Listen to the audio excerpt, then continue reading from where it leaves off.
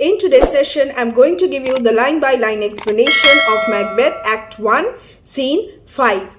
Do check the pinned comment section for all important video links related to your syllabus. In Venice, Macbeth's castle. This is the setting of Act 1, Scene 5. Learn the setting properly. And who is present? Enter Lady Macbeth reading a letter. What is the dramatic significance of Act 1, Scene 5? Try to understand this in the very beginning. So we have the appearance of Lady Macbeth.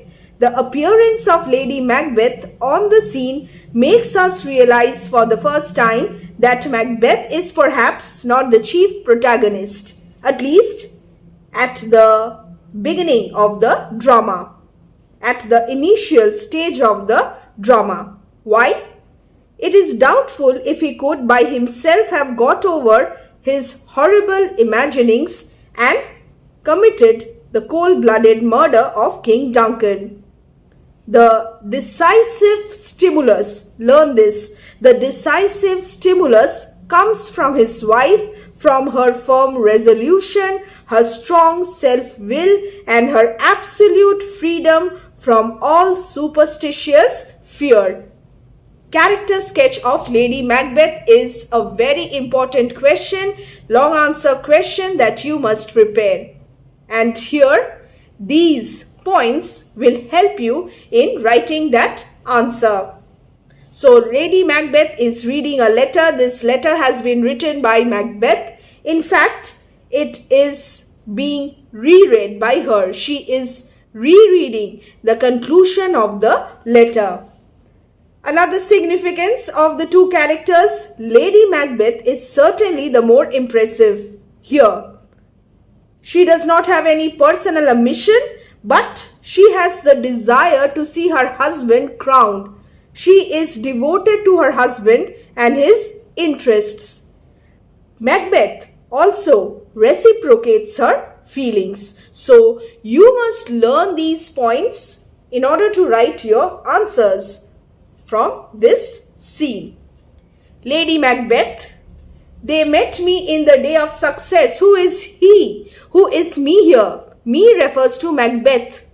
They met me, they, the three witches, in the day of success when he was returning victorious from the battle. And I have learned by the perfectest report they have more in them than mortal knowledge. Now, the witches met Macbeth on the day of his victory, and he has come to know from most reliable sources that the knowledge they possess is more than human knowledge, more in them than mortal knowledge. When I burned in desire to question them further, he was so curious. He wanted to know much more from them. They made themselves air. They disappeared. They vanished into thin air. They melted into air, into which they vanished. Whilst I stood wrapped in the wonder of it all. Remember Banquo observing how his partner was wrapped, absent-minded and lost.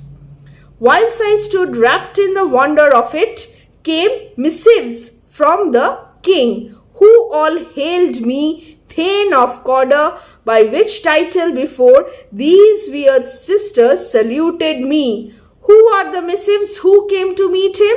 Ross and Angus came from the king, and they hailed him as the Thane of Cawdor, by which title the weird sisters saluted me.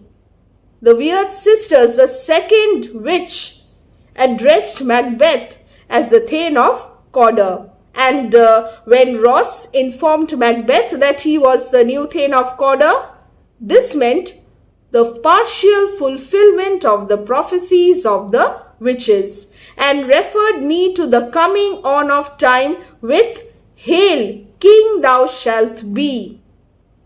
The partial fulfillment meant that there was a chance that Macbeth could become the king as well. The third witch hailed him as the king that shalt be. This have I thought good to deliver thee, my dearest partner of greatness. Now learn this quotation. Use this in your answer. That thou mightest not lose the dues of rejoicing by being ignorant of what greatness is promised thee. If I become the king, what greatness is promised thee? You will be the Queen of Scotland. Now, there appeared on the scene the king's messengers who greeted me as the Thane of Cawdor, the very title by which a minute before the weird sisters had greeted me. And they had also greeted me as the future King of Scotland. And Macbeth thought that he must convey this news to Lady Macbeth, who is the dearest partner.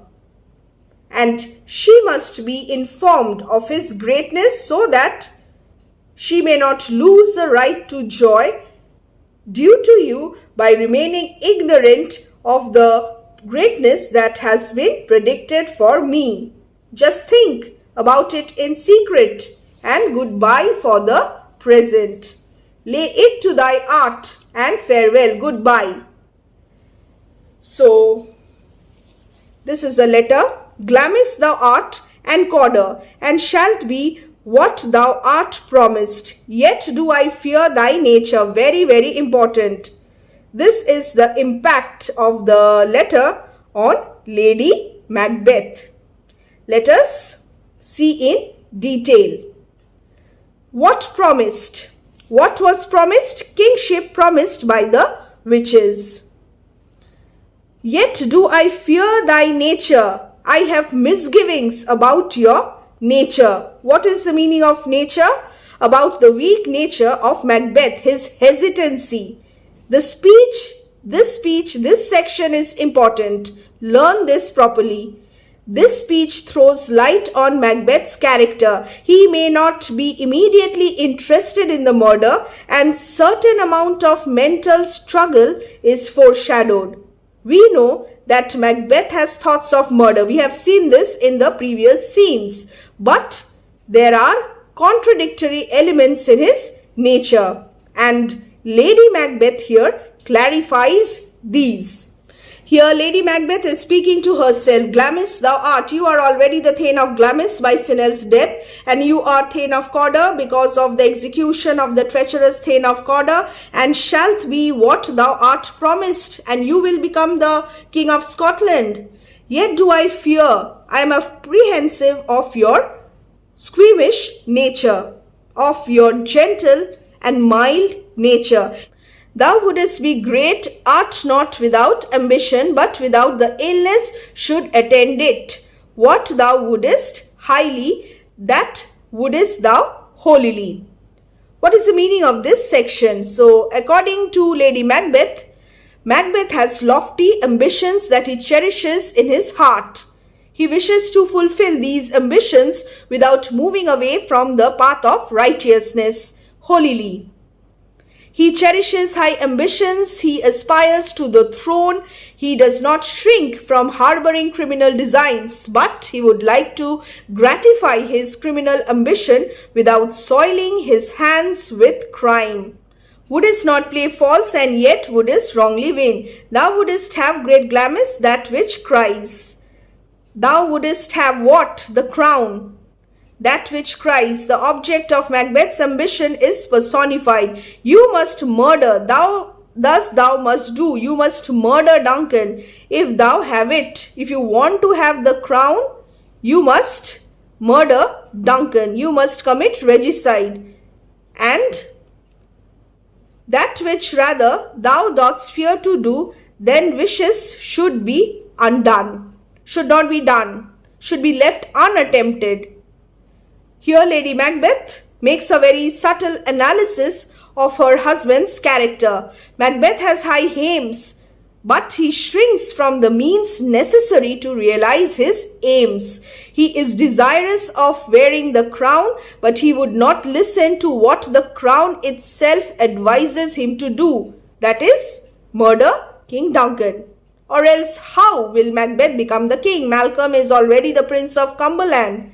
He would be glad if the murder were perpetrated, only he does not want that he himself should be involved in the crime. He likes to profit by the result, but fears to do the act which alone can bring about the result. He has to kill. Duncan. Hie thee hither, that I may pour my spirits in thine ear. I will do everything to convince you to commit regicide, and chastise with the valor of my tongue all that impedes thee from the golden round which fate and metaphysical aid doth seem to have the crown withal. I may take all steps to inspire you with the same feelings with which I am inspired. The sentiments she would chastise, she would whip, drive away. Valor of my tongue, bold words of advice and encouragement. All that impedes thee from the golden round, the kingship. So all that means the scruples and fears and fancies that stand in the way of your securing the golden round, the crown. I will convince you to commit regicide.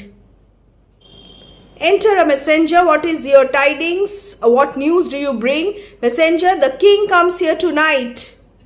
Lady Macbeth, thou art mad to say it. You're not speaking correctly. Is not thy master with him? Macbeth is with him or not? Who were it so would have informed for preparation. Now, if the king were really coming, your master would have informed me beforehand so that I might make preparations to welcome the king. Messenger, so please you, it is true, our Thane is coming, Macbeth is also coming. One of my fellows had the speed of him, came before him, who almost dead for breath. He came so quickly that he was panting for breath, had scarcely more than would make up his message. Him tending, look after him, he brings great news. Exit messenger. The raven himself is hoarse that croaks the fatal entrance of Duncan. The messenger who has brought the fateful news of Duncan's arrival at my castle is like the raven, the bird of ill omen.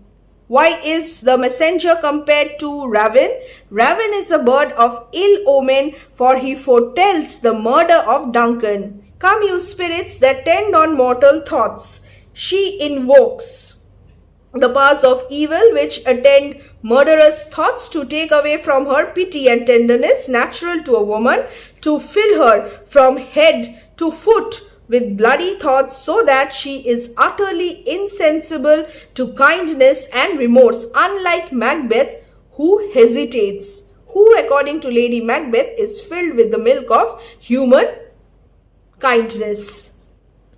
Unsex me here.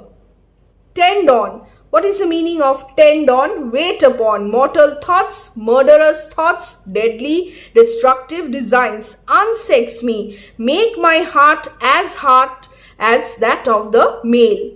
Make my heart as hard as that of the male. Take away from me my natural feelings of womanly tenderness.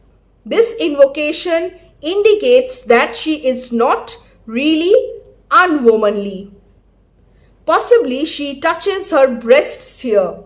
When speaking these words, for the breast typify the tender feelings associated with a woman and a mother.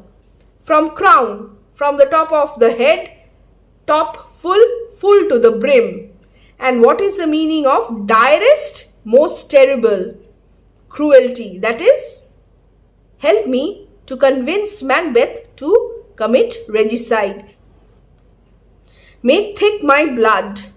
Stop up the access and passage to remorse, that no compunctious visitings of nature shake my fell purpose, nor keep peace between the effect and it. Direst, what is the meaning of direst? Cruelty, most terrible, and to make thick my blood means blunt my sensibilities, stop up, block completely the access, the path, doorway of remorse, pity, compassion. I do not want to repent. I do not want to feel guilty.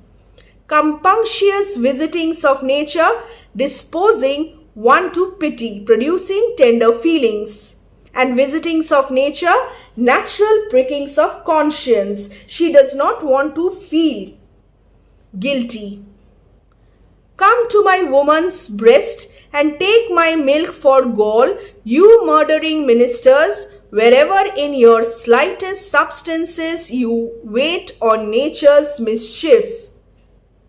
Shake, weaken, fell terrible and cruel, and keep peace between. Come between as peacemakers.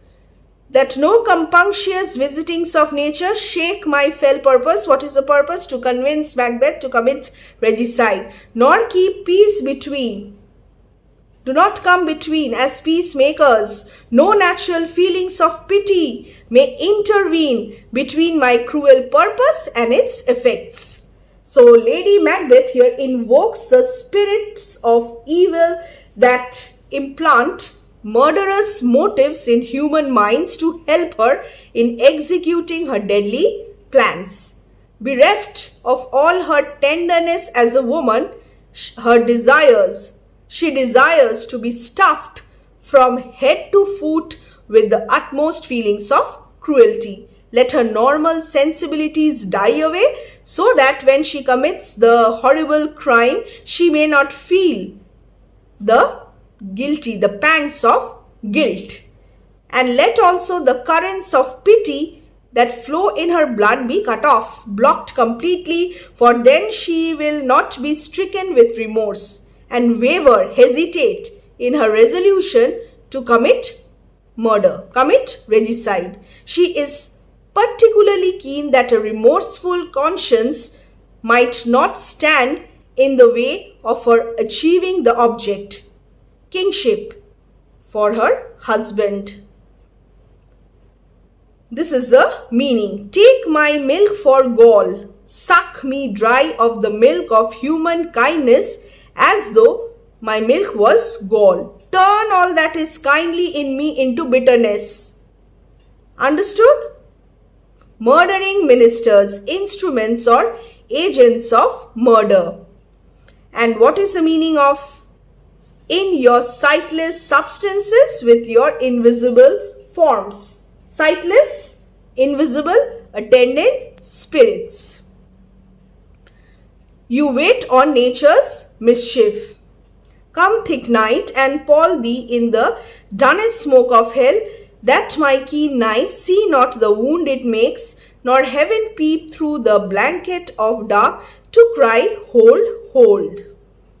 Here, Lady Macbeth says, let the dark night, dark as the thick black smoke of hell, cover the atmosphere with darkness so that even the dagger is not able to see the wound it makes. Nor can God himself peep through the cover of darkness and cry out to me to stop from the ghastly deed of murder, to retain me from committing the murder. She cannot commit the murder except in total darkness. Enter Macbeth, greater than both by the all hail hereafter. Thy letters have transported me beyond the ignorant present, and I feel the future in the instant. What is the impact of the letters? The letters enabled Lady Macbeth to look into the future and realize the glorious career which awaits Macbeth, and of which people at present have no idea. They are ignorant of it, and this present which is ignorant of the future. She feels by anticipation those future honors of which, according to the processes of nature, the present time would be ignorant. And she can feel it. In that instant, she is immediately able to feel what is going to happen in future. My dearest love, Duncan comes here tonight, very important. And when goes hence? When will he return? Tomorrow, as he purposes, as he has arranged, intends according to his own plans. Oh, never shall sun that morrow see. Very, very important. The morning in which Duncan will leave our home alive. That is, Duncan's sun must not be allowed to dawn on the morrow. The incomplete pause indicates a significant silence after uttering the dreadful resolution. She states that Duncan will not be alive to see that morrow.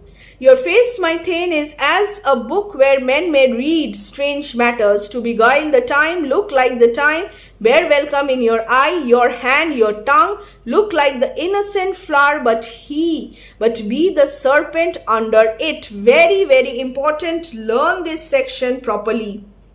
Here, Macbeth approves of his wife's suggestion with glance of his eyes, but the expression on his face is so clear, an index of his moral conflict, of the moral conflict going on within, that his wife chastises him for not being able to control himself. It is as a book, as full of information as a book. Your expressions will reveal your inner feelings, your mental conflict. Your face is so full of anxiety that oppresses you that everyone will read its strange expression as clearly as in a book. Very, very important. What is her suggestion then? To beguile the time, look like the time. Bear welcome in your eye, your hand, your tongue, look like the innocent flower, but be the serpent under it. Very, very important. Look how Lady Macbeth is taking the initiative to convince Macbeth. Your face is as plain as an open book. If you want to deceive the world, your behavior must accord with the demands of the occasion. Your looks, your gestures, your words must all suggest that you are very happy in welcoming Duncan. You should look innocent like a flower, but be treacherous like the serpent hidden underneath. Let your words and your behavior be such as to bespeak a cordial welcome to your guest. Welcome him, greet him graciously, affectionately, but be the serpent, be the poisonous serpent, a metaphor for unseen danger. Here, Lady Macbeth warns her husband not to show the mind's construction in the face. Remember, in Act 1, Scene 4, Duncan had lamented that there is no art by which it is possible to read the mind's construction in the face, dramatic irony. And here Lady Macbeth warns her husband not to reveal anything. He must conceal, hide his feelings from his guests. He will have to put on a pretense, an appearance which is in keeping with the occasion, with the normal feelings of one who is honored with a visit from one's king. Let the expression on his face be one of joy and happiness, as charming as a flower. But under cover of those looks, he is to search for opportunities of carrying out his treacherous designs, of committing regicide like a serpent, hiding itself under a flower and waiting for the opportunity to sting the innocent person who comes to pluck it. Very, very important. He that's coming must be provided for. So, you must take care of King Duncan, and you shall put this night's great business into my dispatch, which shall to all our nights and days to come give solely sovereign sway and masterdom. What must Macbeth do? Now, he who is coming here tonight must be suitably provided for, and let the management of the great business of this night be left to me. This great business which shall give us the sole power and mastery of kingship for the rest of our lives. So leave everything to me. Macbeth, we will speak further. Macbeth has not yet made up his mind. There is a conflict with conscience going on, which culminates in the great soliloquy in Act 7. And Lady Macbeth takes charge of the proceedings. Her husband appears in this scene both as a vile traitor and also as a coward. Macbeth will speak to Lady Macbeth later, and she says, "Only look up clear, look bright and cheerful, so that your looks do not give you away, reveal your sinful thoughts. If your face changes color, it will suggest that you are afraid. Look cheerful and leave the rest to me. Don't worry. To alter favor ever is to fear. Leave all the rest to me." So, this is the end of this scene.